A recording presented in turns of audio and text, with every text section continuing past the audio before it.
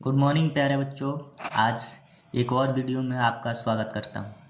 आज हम लोग कक्षा 5वीं के गणित शुरू करने वाले हैं, जिसमें हम लोग पढ़ेंगे रेखा, कोण, रेखा और वृत्त के बारे में जानेंगे। तो चलिए शुरू करते हैं। सबसे पहला चीज़ हम लोग जानेंगे कि बिंदु क्या होता है।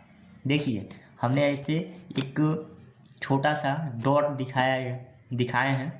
इस डॉट में आपको क्या होता है, इसकी लंबाई, चौड़ाई और ऊंचाई जो होती है बहुत कम होती है, यानी जिसकी गणना नहीं किया जा सकता है।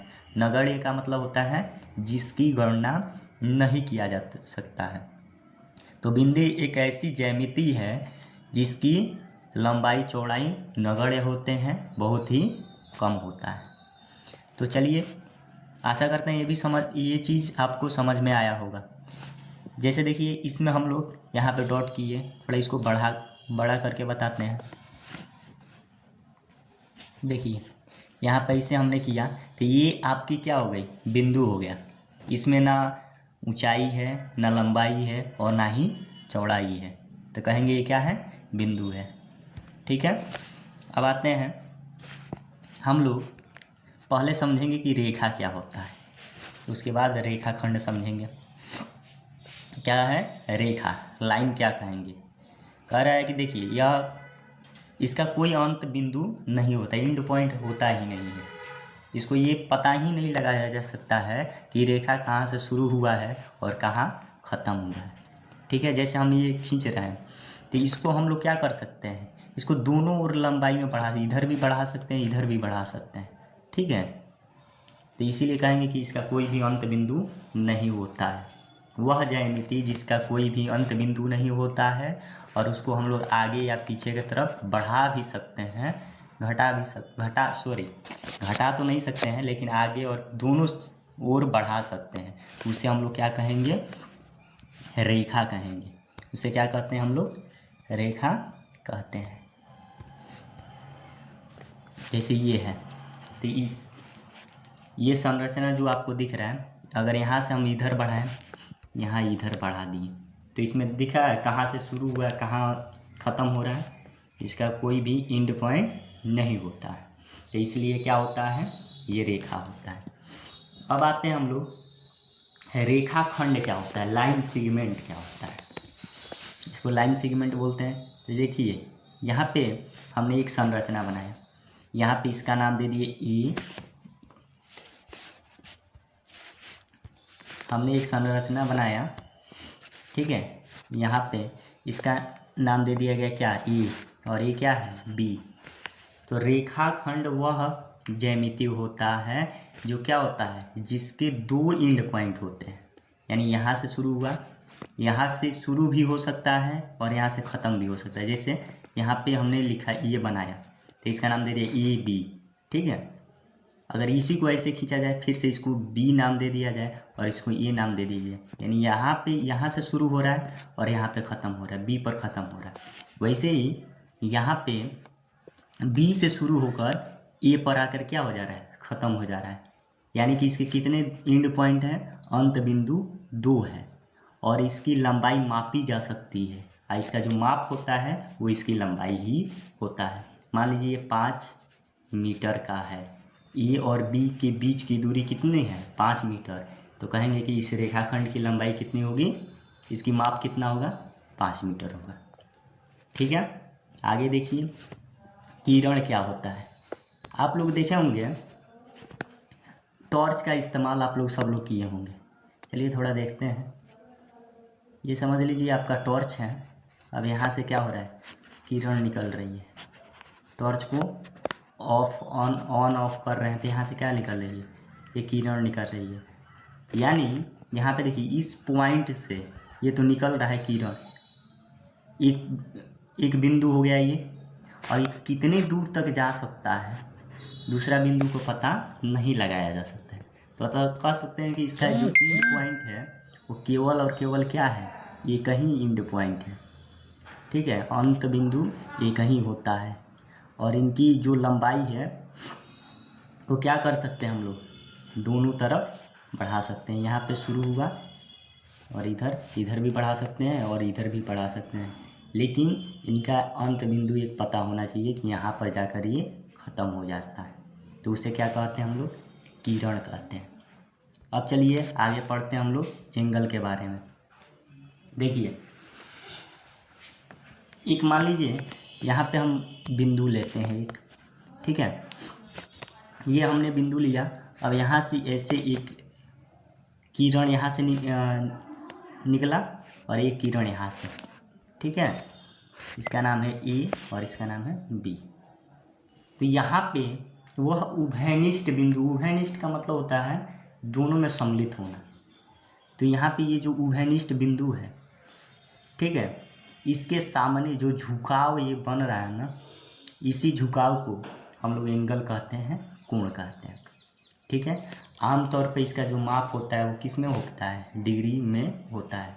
जैसे 30 डिग्री, 40 डिग्री, ठीक है, 60 डिग्री, ऐसे मापा जाता है। अब आते हैं हम लोग कोण के प्रकार के बारे में समझते हैं। कितने प्रकार के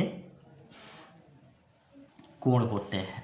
तो देखिए, निम्न कितने प्रकार के कोण? निम्न 6 प्रकार के कोण दिया है।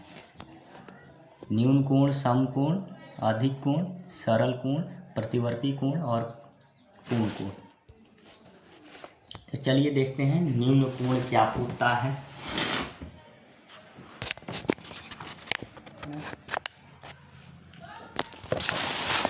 न्यून कोण क्या होता है? न्यून कोण समझने से पहले हम लोग समझते हैं, समकोण को पहले समझ लेते हैं, ठीक है। तो न्यून कोण समझना सबसे आसान है। देखिए, हमने एक रेखा खींचा इसे और यहाँ से ऐसे रेखा खींची। तो देखिए, सम मतलब होता है ना, यहाँ पे सम का मतलब बताया जा रहा है कि एक सीधी रेखा और दूसरी सीधी रेखा, 2 सीधी रेखा जब मिलती है तो यहाँ पे क्या बना रहा है? 90 डिग्री का कोण बने। ऐसा कोण जिसका माप क्या हो? 90 डिग्री होता है, उसे समकोण कहते हैं। 90 डिग्री से ना तो कम होगा ना तो ज़्यादा होगा, तो उसे हम क्या कहेंगे?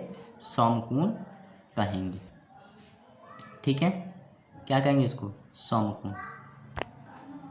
इसको अंग्रेजी में राइट एंगल कहा जाता है। अब देखिए, इसके बाद आता है न्यून कोण। देखिए, यहाँ पे अगर हम एक रेखा खींच रहे हैं ऐसे सीधी, तो यहाँ पे जो एंगल बनेगा वो 0 डिग्री का होगा, ठीक है। अभी हमने इससे पहले समझा कि इसके ऊपर अगर यहाँ से सीधी ये रेखा खींच दिया जाए तो यहाँ पे जो एंगल बनेगा वो 90 डिग्री का बनेगा, ठीक है, यहाँ पे। और न्यून कोण क्या होता है कि 90 डिग्री से कम होना चाहिए और 0 डिग्री से अधिक होना चाहिए। देखिए, ये इस प्रकार से अगर हम बना रहे हैं एंगल, तो ये एंगल आपका कितने डिग्री का होगा? ये न्यून कोण होगा। यानी कि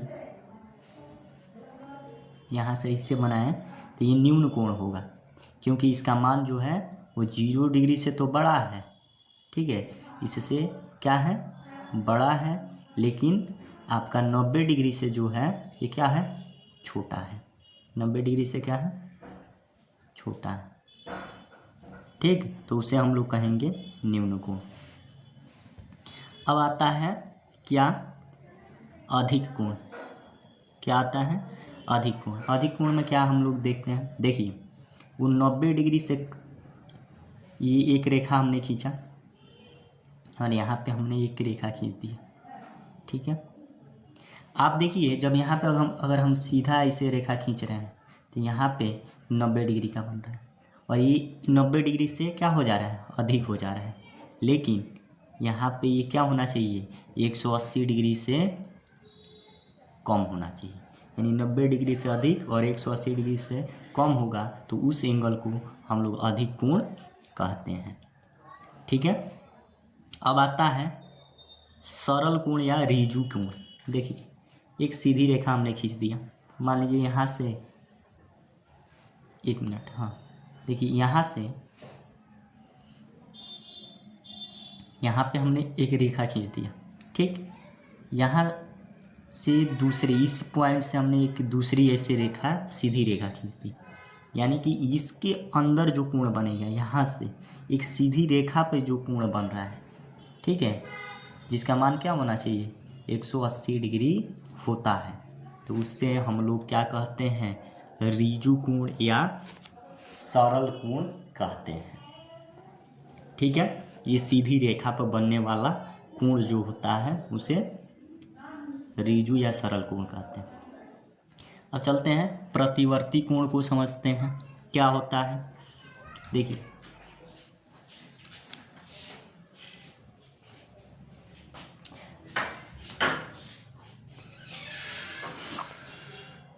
प्रतिवर्ती कोण क्या होता है, तो देखिए एक रेखा पर कितने डिग्री का कोण बन रहा है भाई, यहाँ पे एक कोण जो बन रहा है आपका वो 180 डिग्री का बन रहा है। ठीक, अब मान लीजिए कि 180 से अधिक हो जाए, ठीक है, 180 डिग्री से अधिक होना चाहिए और 360 डिग्री से कम होना चाहिए। ठीक है, 360 डिग्री से कम होना चाहिए। यहाँ पे x मान लेते हैं, x कोण है, ये क्या है, 180 डिग्री से अधिक है और 360 डिग्री से कम है, तो उस कोण को हम लोग क्या कहेंगे, प्रतिवर्ती कोण कहेंगे। चलिए उसका एक संरचना देखते हैं। देखिए ये ऐसे है, अगर हम ऐसे एंगल बना रहे हैं, ये वाला एंगल, तो इसका मान जो होगा इसको कहेंगे कि ये कौन सा कोण है, तो ये आपका प्रतिवर्ती कोण है। ठीक है, अब इसके बाद आता है पूर्ण कोण, पूर्ण कोण, ठीक है, कंप्लीट एंगल।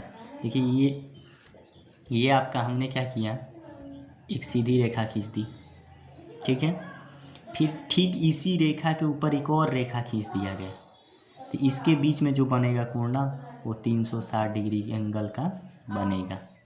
आशा करते हैं आपको ये सब समझ में आया होगा। अब इसका एक्सरसाइज हम लोग अगले वीडियो में करते हैं। तब तक के लिए धन्यवाद, फिर मिलते हैं आपसे